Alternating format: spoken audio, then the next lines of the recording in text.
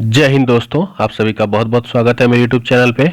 आज हम बात करने वाले हैं उत्तर प्रदेश गवर्नमेंट के द्वारा जो आपका कांस्टेबल की भर्ती हुई थी उसकी रिजल्ट आपकी जारी कर दी गई है। मैंने आपको एक दिन पहले ही बता दिया था कि 21 नवंबर को आपका रिजल्ट जारी हो जाएगा। उसी के रिगार्डिंग आप यहाँ देख सकते हैं उत्तर प्रदेश सरकार, उत्तर प्रदेश पुलिस भर्ती एवं प्रोन्नति बोर्ड, ठीक है। सूचना: उत्तर प्रदेश पुलिस में आरक्षित नागरिक पुलिस के पदों पर सीधी भर्ती 2023।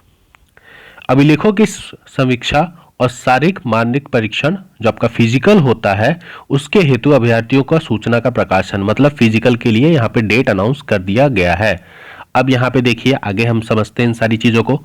उत्तर प्रदेश पुलिस भर्ती एवं प्रोन्नति बोर्ड के द्वारा आरक्षित नागरिक पुलिस के पदों पर सीधी भर्ती 2023 की लिखित परीक्षा आपकी दिनांक 23, 24, 25, 30, 31 अगस्त 2024 को 10 पालियों में आयोजित की गई थी।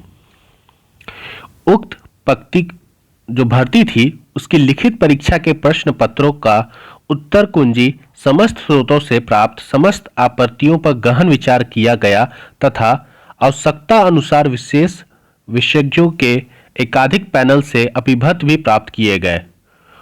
उपरोक्त कार्यवाही के आलोक में सभी आवश्यक संशोधन को वेबसाइट, ये जो वेबसाइट है उनकी देख लीजिएगा, पर परिणाम के लिंक पे उपलब्ध है।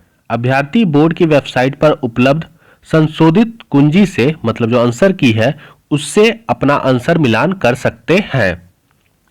आरक्षित नागरिक पुलिस के पदों पर सीधी भर्ती 2023 के लिखित परीक्षा 10 पालियों में आयोजित की गई थी, जिसके कारण नियमावली प्रावधान के विज्ञापित उल्लेख प्रक्रिया क्रम से प्रशंसनीय करते हुए अंकों को ये सारी चीजें बताई गई हैं।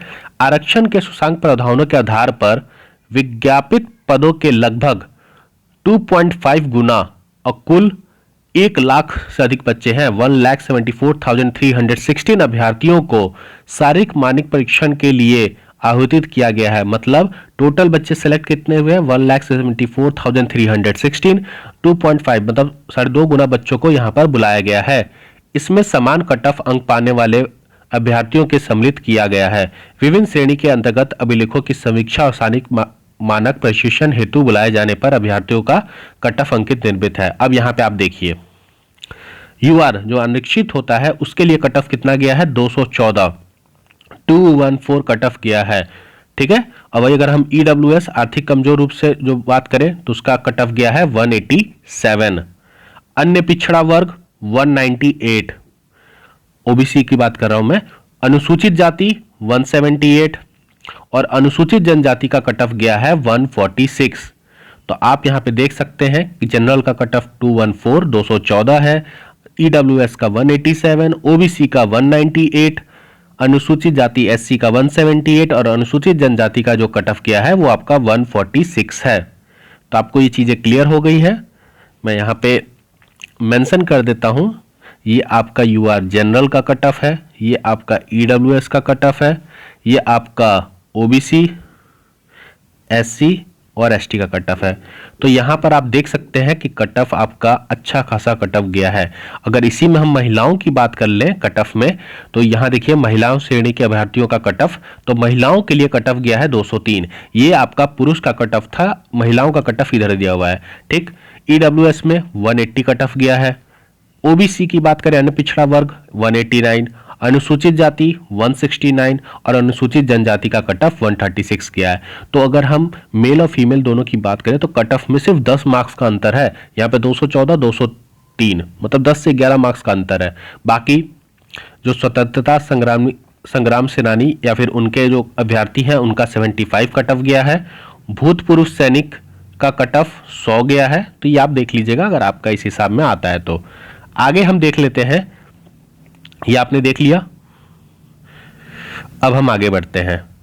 यदि अभिलेखों की समीक्षा एवं शारीरिक मान परीक्षण डीवी और पीएसटी में प्रत्येक श्रेणी में अपेक्षित संख्या के अभ्यर्थी सफल नहीं होते हैं तो मेरिट के आधार पर अतिरिक्त अभ्यर्थियों को डीवी प्रशिक्षण हेतु बुलाया जाएगा। कहने का मतलब यह है कि जितने बच्चों को यहाँ पर बुलाया जाएगा फिजिकल और डीवी के लिए, अगर वो सफल नहीं हो पाते हैं फिजिकल में तो बाकी बच्चों को भी फिजिकल के लिए बुलाया जाएगा। तो जो भी बच्चे, अगर आपका कट ऑफ इसके आसपास है तो आप अपने फिजिकल को थोड़ा तैयार ही रखें, क्योंकि जरूरी नहीं है कि जितने बच्चों को बुलाया गया वो कर लें।